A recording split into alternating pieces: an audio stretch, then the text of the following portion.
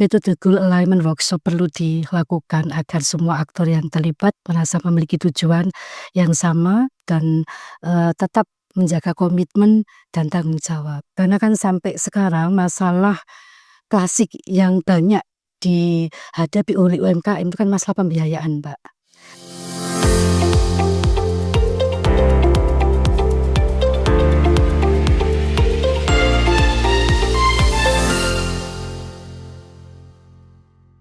Halo teman UB, selamat datang dan selamat bergabung di Bonsai On Podcast.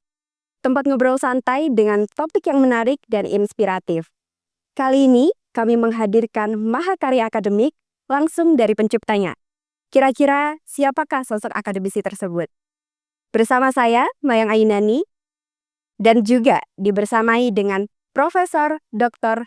Anda Nur Kusnia Indrawati, MSI. Selamat pagi, Ibu. Selamat pagi, Mbak Maya. Selamat datang di Bonsai On Podcast. Makasih. Bagaimana kabarnya Ibu hari ini? Alhamdulillah sehat. Alhamdulillah, luar biasa, nggih. Ini tuh merupakan salah satu podcast yang juga beruntung Ibu bisa datang pertama kali, perdana juga, karena memang beliau inilah sosok yang menginspirasi teman-teman. Bisa mungkin langsung kita serahkan ke Profesor Nur untuk dapat memperkenalkan dirinya supaya kita bisa lebih dekat lagi dengan sosok yang menginspirasi ini. Silakan Ibu. Baik, terima kasih Mbak Maya atas kesempatan yang diberikan. Assalamualaikum warahmatullahi wabarakatuh. Salam sejahtera bagi kita semua. Pada kesempatan ini perkenalkan saya Nur Husna Indrawati, dosen dari Fakultas Ekonomi dan Bisnis. Bidang keahlian saya adalah keuangan strategi. Pada kesempatan ini saya akan memberikan gambaran tentang naskah pidato pengukuhan profesor saya yang akan dilaksanakan pada tanggal 14 Oktober 2025 dengan judul Transformasi Pembiayaan UMKM melalui Crowdfunding, sebuah model optimasi menuju kinerja superior. Topik ini diambil karena merupakan implementasi dari salah satu kebijakan di bidang keilmuan keuangan strategik, yaitu kebijakan pembiayaan. Dan crowdfunding ini merupakan salah satu dari jenis pembiayaan yang bisa digunakan terutama oleh UMKM. Wow, luar biasa sekali teman UB. Benar yang dikatakan oleh Profesor Nur, bahwa Profesor Nur ini akan dikukuhkan sebagai guru besar dengan membawa naskah pidato yang sangat luar biasa. Nah, kira-kira di sini kita akan membahas terkait naskah yang nantinya akan dibawakan oleh Profesor Nur ini. Oke, Prof. Transformasi pembiayaan UMKM melalui crowdfunding, sebuah model optimasi menuju kinerja superior. Nah, kira-kira kenapa sih Prof akhirnya Prof Nur ini mengambil judul tersebut untuk nantinya dibawa dalam naskah pengukuhan? Oke, baik, terima kasih. Begini, tujuan utama dari entitas bisnis tidak terkecuali UMKM itu adalah untuk memaksimumkan kesejahteraan pemilik perusahaan. Tujuan itu bisa dicapai kalau pelaku bisnis itu mampu untuk memaksimumkan kinerja, baik dalam arti profit maupun nilai perusahaan. Nah, tentu untuk bisa mencapai kinerja itu ada strategi yang harus dilakukan, harus diterapkan di sini. Nah, terkait dengan keuangan strategik, maka ada 3 hal yang dibahas dalam keuangan strategis ini, yaitu yang pertama adalah keputusan investasi, keputusan pembiayaan, dan keputusan dividen. 2 keputusan pertama ini sangat urgen bagi UMKM yang menjadi pilar perekonomian global, tidak hanya dalam hal penyediaan lapangan pekerjaan, tetapi juga bagaimana dia mampu untuk menciptakan nilai tambah dan mengembangkan dirinya untuk sampai ke pasar global. Jadi tidak hanya puas menjadi pemain lokal, tetapi mampu menjadi pemain global dan berorientasi ekspor. Itu sepertinya tujuannya. Mbak, Ya, gitu ya. baik berarti, memang konsep ini tuh dikhususkan untuk UMKM saja atau bisa semacam perusahaan besar, industri seperti itu tuh? Crowdfunding ini memang, eee, di biasanya digunakan untuk UMKM, Mbak. Terutama pada siklus bisnis di, 2 tahap. Yang pertama yaitu pada, level seed gitu dan, pada tahap awal dan perkembangan. Oke, baik. Bisa sedikit dijelaskan Ibu, bagaimana sih konsep dari crowdfunding ini untuk nantinya dapat diterapkan oleh UMKM? Begini, Mbak, jadi kita mulai saja ya dari, eee, model sederhana dari crowdfunding ya. Jadi kita bisa lihat dari model, Claire tahun 2019 bahwa, model crowdfunding yang sederhana itu ada 3 aktor di situ. Yang pertama adalah, pemilik proyek, kemudian, investor atau donatur, dan yang keempat itu operator, dalam hal ini, platform atau, website atau media sosial.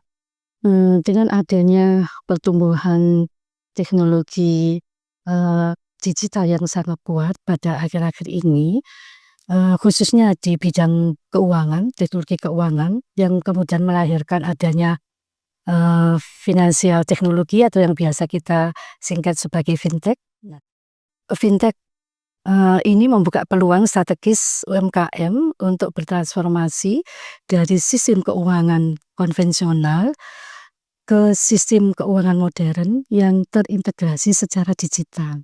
Oh, Nah, berarti memang, semuanya didigitalisasikan ya? iya. Nah, fintech ini menjadi dasar implementasi dari crowdfunding platform. Yang tadi saya jelaskan ada 3 model dan salah satunya aktornya itu kan, operator atau, platform, begitu, Mbak. Baik. Mhm. Nah, dari beberapa model yang tadi, kenapa akhirnya Ibu memutuskan mengambil, model tersebut? Apakah memang sebelumnya dari konsep model yang ada itu dikembangkan menjadi yang lebih baik lagi atau memang ini adalah konsep baru yang Ibu cetuskan seperti itu? Baik, terima kasih. Sebetulnya sudah ada beberapa peneliti terdahulu yang mencoba untuk mengembangkan model, sederhana dari crowdfunding ini, untuk mencapai model optimasi crowdfunding. Tetapi, dengan pendekatan yang berbeda, Mbak. Seperti Lee dan Ku tahun 2022 itu dia fokus pada bagaimana mengatasi kecurangan.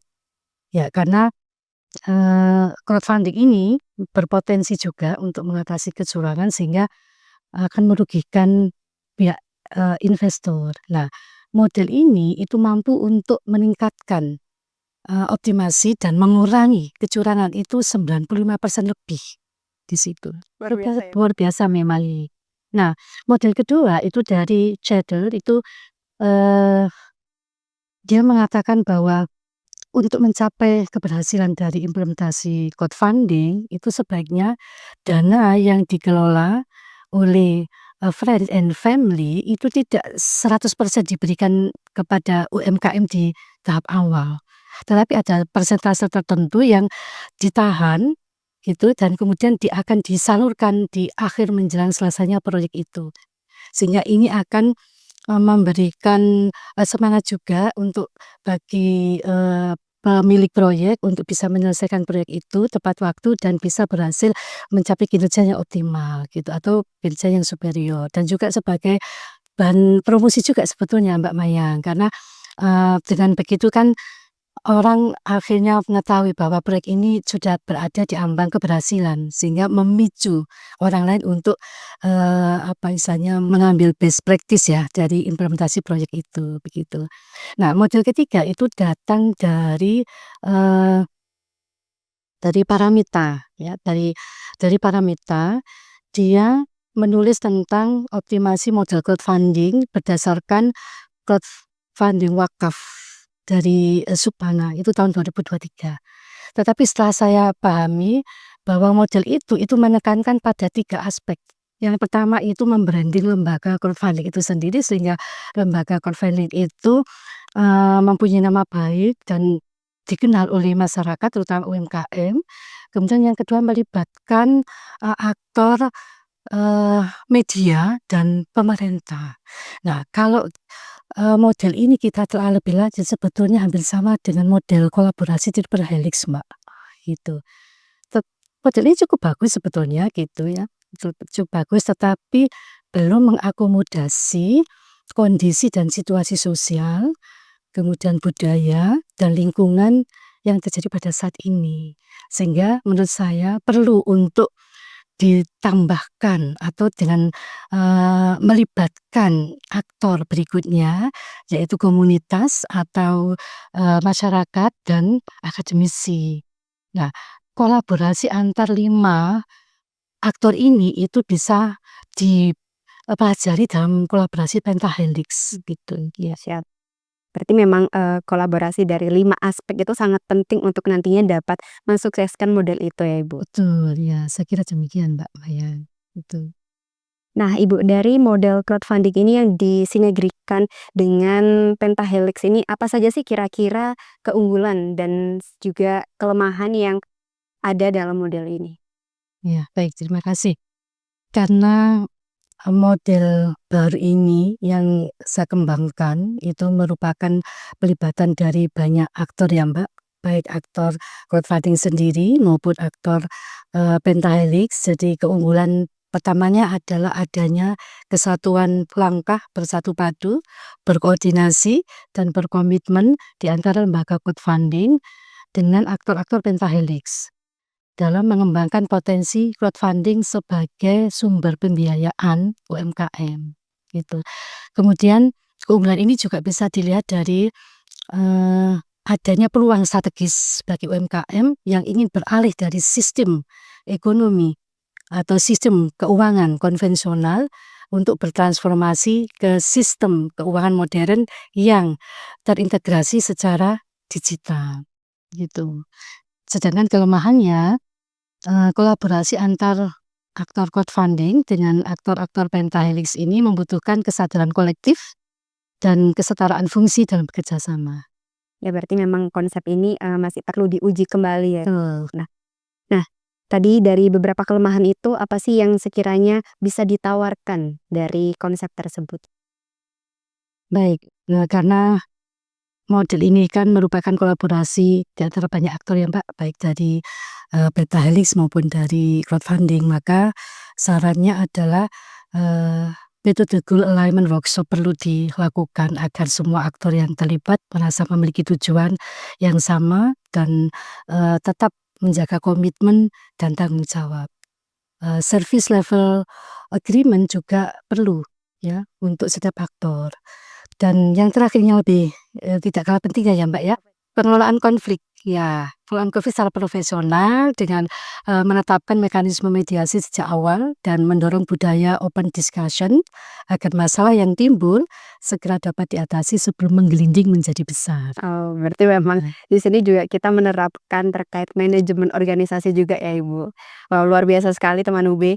Nah, lalu yang menjadi pertanyaan terakhir nih, Ibu, kira-kira apa sih harapan yang Ibu inginkan dari adanya model ini supaya menuju kinerja yang superior?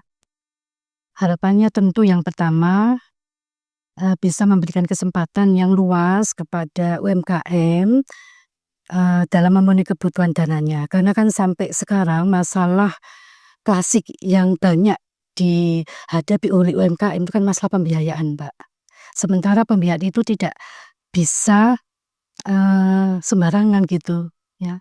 Pembiayaan itu harus disesuaikan dengan siklus hidup perusahaan itu sebagaimana yang saya tadi sudah katakan ya, di level seed, level awal, level, pertumbuhan begitu. Nah, dengan adanya model ini, itu memang nantinya masih perlu diuji ya, Mbak, ya, gitu keberhasilan dari model ini. Tetapi mudah-mudahan ini bisa memberikan manfaat terutama bagi UMKM gitu ya, agar dia mampu untuk memenuhi kebutuhannya pada saat yang tepat dan sesuai dengan kebutuhan investasinya, gitu.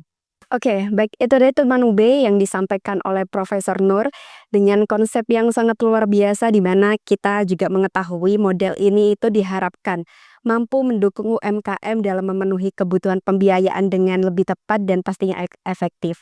Sehingga persoalan utama di bidang pembiayaan dapat teratasi dan UMKM dapat menjalankan bisnisnya dengan baik. Benar seperti itu, Bu? Iya. Benar. Nah, bagi teman UB yang ingin mengetahui secara detail apa yang disampaikan oleh Profesor Nur terkait crowdfunding, jangan lupa saksikan live streaming prosesi pengukuhan profesor pada tanggal 14 Oktober di YouTube Universitas Brawijaya. Untuk itu Bu Nur, terima kasih sudah hadir, semoga lancar prosesinya dan sampai jumpa di next agenda. Sama-sama, terima kasih Mbak Layang.